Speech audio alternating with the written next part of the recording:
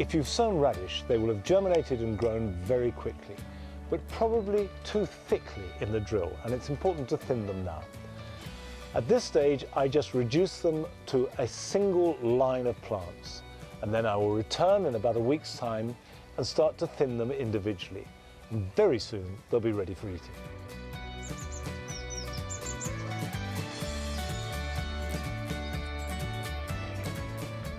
As the risk of a late frost becomes very small, it's a good time to plant out annuals like this calendula, and also half-hardy and tender types like cosmos as well.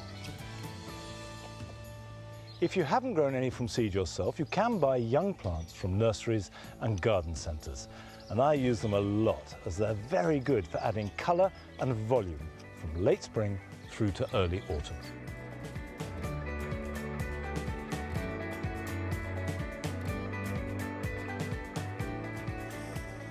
Basil is a herb that grows best with lots of heat and light, so it's not too late to sow some. Spread the seed thinly on a tray of compost and put them somewhere warm to germinate. When the seedlings are large enough to handle, they can be pricked out and grown on, and then planted out in about 6 weeks, and they make a very good companion to tomatoes.